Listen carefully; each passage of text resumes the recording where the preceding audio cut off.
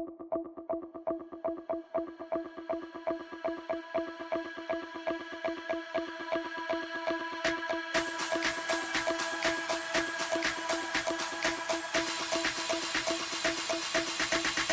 Friends, welcome to இனட்டா foods.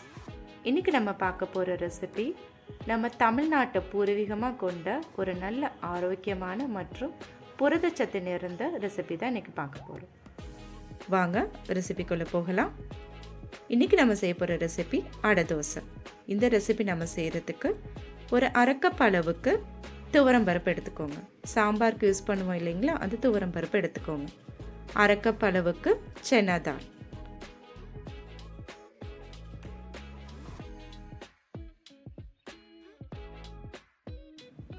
1/4 cup அளவுக்கு உளுந்தம் பருப்பு,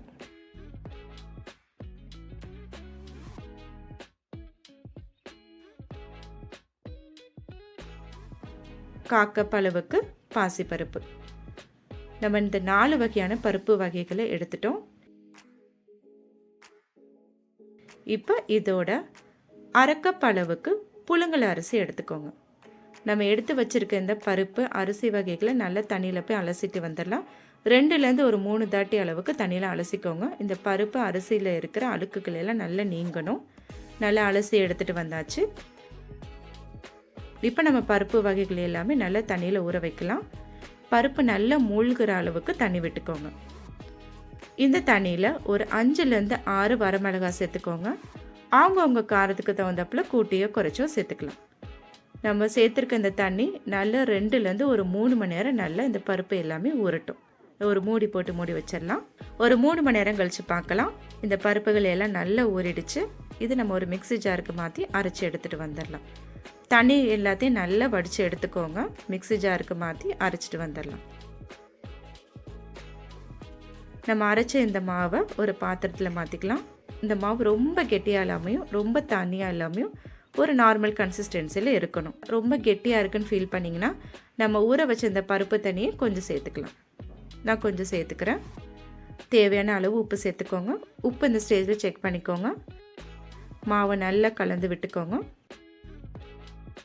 இப்போ ஒரு தாளிப்பு கரண்டி எடுத்துக்கோங்க. அதில் 2லேருந்து 3 டேபிள் ஸ்பூன் எண்ணெய் விட்டுக்கோங்க. நல்லெண்ணெய் சேர்த்துக்கோங்க, ரொம்ப ஹெல்த்துக்கு நல்லது. எண்ணெய் நல்லா காஞ்சதுக்கப்புறம் ஒரு 1/4 டேபிள் ஸ்பூன் அளவுக்கு கடுகு, ஒரு பிஞ்ச் பெருங்காய பொடி, கொஞ்சமாக மஞ்சள் பொடி சேர்த்துக்கோங்க. நம்ம பருப்பு வகைகள் சேர்க்கறதுனால கொஞ்சம் பெருங்காயத்தூள் சேர்த்துக்கிறது நல்லது. இந்த தாளிப்பை நம்ம மாவில் சேர்த்துடலாம். இதோட நம்ம பொடிசாக நறுக்கி வச்சுருக்க மீடியம் சைஸ் வெங்காயத்தை நம்ம இதில் சேர்த்துக்கலாம். இந்த கலவையை நல்லா மிக்ஸ் பண்ணி விடுங்க. நல்ல மாவு மிக்ஸ் ஆனதுக்கப்புறம் மாவோட கன்சிஸ்டன்சி பாருங்கள். ரொம்ப திக்காக இருக்குன்னு நினச்சிங்கன்னா கொஞ்சம் தண்ணி சேர்த்துக்கலாம். எனக்கு இந்த மாவு பதம் கரெக்டாக இருக்குது. உங்களுக்கு மாவு பதம் கொஞ்சம் திக்காக இருக்குன்னு ஃபீல் பண்ணிங்கன்னா நம்ம பருப்பு ஊற வச்சுருக்க அந்த கொஞ்சம் தண்ணியை நம்ம இதில் விட்டுக்கலாம். இப்போ ஒரு தோசைக்கல் எடுத்துக்கலாம். தோசைக்கல் நல்லா காயட்டும். கல் காஞ்சதுக்கப்புறம் அடுப்பை ஸ்லோ ஃப்ளேமில் வச்சு நம்ம இந்த ஒரு குழிக்கரண்டி அளவுக்கு அடை தோசை மாவு இதில் விட்டுக்கலாம்.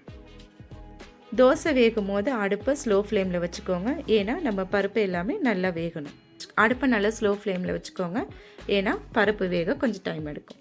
இப்போ நம்ம இதில் 1 ஸ்பூன் அளவுக்கு நெய் விட்டுக்கலாம். நெய் அல்லது எண்ணெயும் சேர்த்துக்கலாம். நான் இதில் 1 ஸ்பூன் அளவுக்கு நெய் விட்டுக்கிறேன். அடுப்பை நல்லா ஸ்லோ ஃப்ளேமில் வச்சுக்கோங்க. தோசை நல்லா முருகலாக வேகணும். இப்போ தோசை ஒரு பக்கம் நல்லா வெந்துருச்சு, நல்லா முருகலாக ஆயிடுச்சு. இப்போ இன்னொரு பக்கம் திருப்பி போட்டுக்கலாம். மறுபக்கம் வேகிற வரைக்கும் வெயிட் பண்ணலாம். இப்போ நம்ம அடை தோசை ரெடி ஆகிடுச்சு. பிளேட்டுக்கு ட்ரான்ஸ்ஃபர் பண்ணிடலாம்.